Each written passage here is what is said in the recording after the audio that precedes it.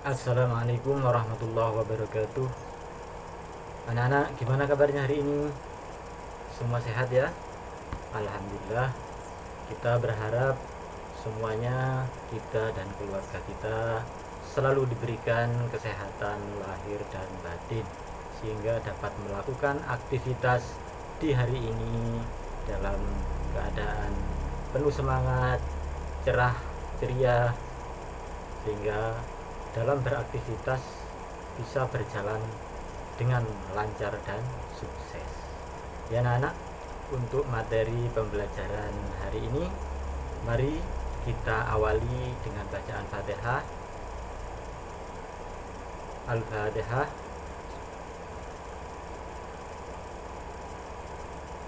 Ya, terima kasih anak-anak. Semoga apa yang dibacakan tadi, bacaan surat Al-Fatihah, memberikan kita semuanya berkah dan rahmat, sehingga anak-anak dimudahkan dalam belajar, dimudahkan dalam hal berpraktek dan hal-hal yang positif lainnya. Ya anak-anak, langsung saja kita mulai, dan dipastikan anak-anak sudah berseragam semua dan menyiapkan buku LKS maupun buku paketnya. Kemudian tidak lupa berseragam.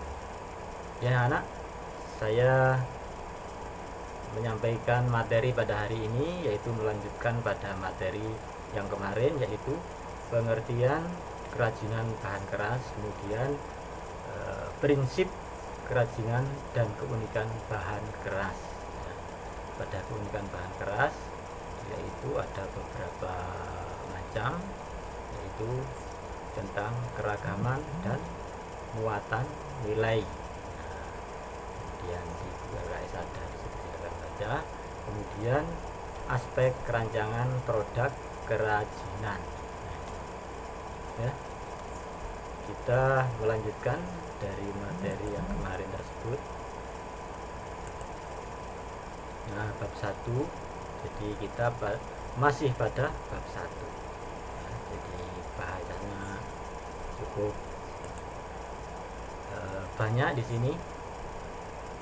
Tapi akan saya persingkat agar waktunya bisa mencukupi.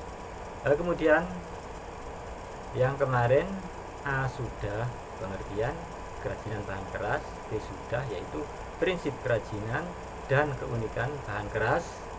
Nah, sekarang kali ini yang C yaitu bahan keras alam. Nah, ini anak-anak.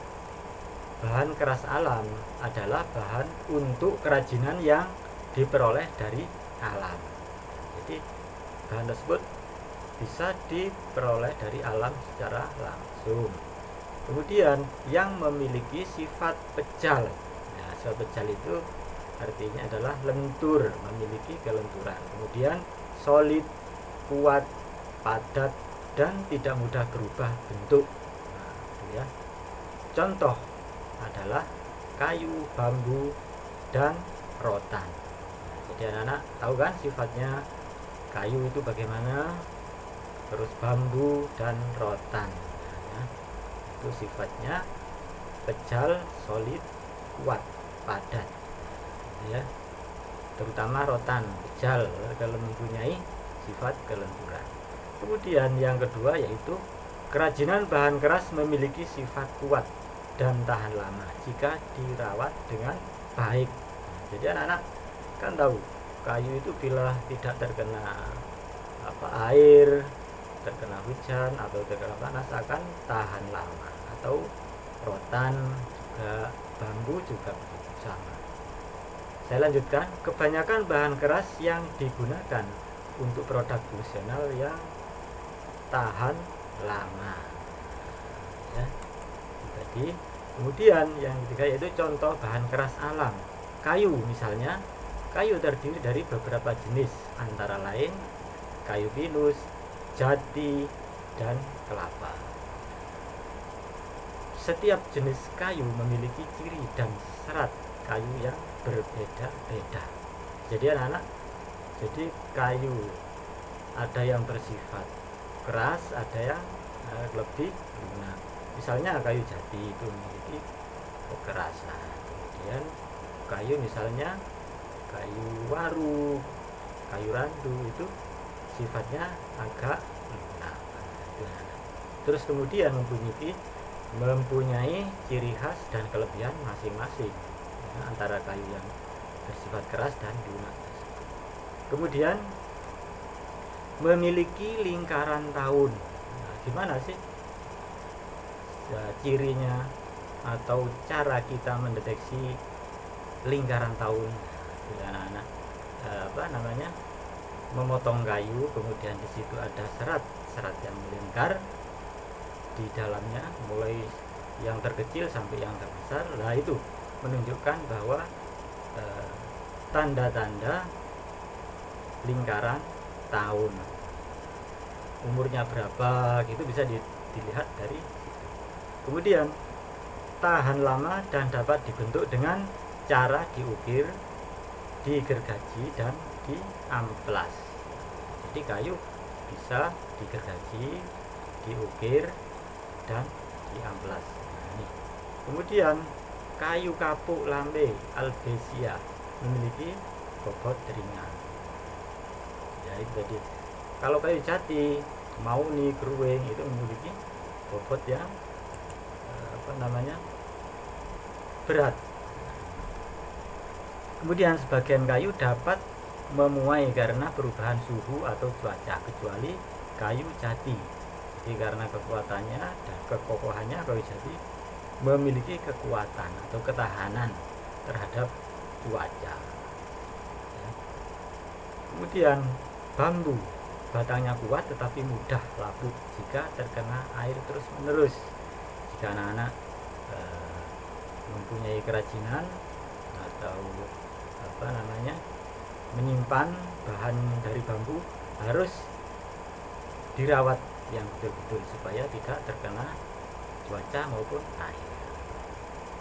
Kemudian memiliki rongga di dalam batang sehingga dapat dipakai wadah, misalnya dipakai sebagai tempat pulpen atau asbak dan lain-lain. Kemudian tekstur batangnya halus meski tidak diamplas. Jadi otomatis kulit dari batang tersebut halus, anak-anak, permukaannya ya. Sudah Anda ketahui semua ya. Kemudian dapat dipotong berbentuk sayatan atau bentuk utuhan, langsung dipotong itu bisa. Nah, itu ya. Kemudian rotan batangnya lebih kuat dari bambu, ada yang memiliki rongga, ada yang tidak. Jadi ada rotan yang utuh, tidak memiliki rongga di dalamnya, ada yang memiliki rongga sedikit. Kemudian memiliki panjang hingga 10 meter karena merupakan jenis tumbuhan yang menjalar. Jadi rotan itu jenis tumbuhan yang menjalar sehingga bisa panjangnya sampai 10 meter. Yang keempat, proses membuat kerajinan kayu, yaitu alatnya gergaji, amplas, bor, kuas. Kemudian bahannya kayu telanang bisa, kertas gambar bermotif, dan kayu, cat tembok, politur. Ya itu saya persingkat anak-anak, jadi nanti bisa kalian lihat. Nah, ini contoh bahan kerajinan, bahan keras ya, bahan keras dari kayu. Nah, ini bahannya ya. Jadi bahan berupa batangan kayu yang sudah dipotong, siap untuk diolah. Nah, ini hasil kerajinan bahan kayu, misalnya kaligrafi ya, kaligrafi. Kemudian ada Vespa, miniatur Vespa dari kayu atau dari kayu. Nah, ini yang selanjutnya, yang kedua, yaitu contoh bahan kerajinan bahan keras asalnya dari bambu. Nah, ini contoh batangan bambu ya, lonjoran. Kemudian ini dijadikan kerajinan berupa tempat pulpen. Tempat pulpen ini bisa dipakai sebagai tempat HP ya, bawah. Lanjut. Nah, ini sebagai lampu, tempat lampu, kap lampu, bagus juga ya. Kemudian ini pigora. Nah, ini jadi contoh dari kerajinan bahan bambu.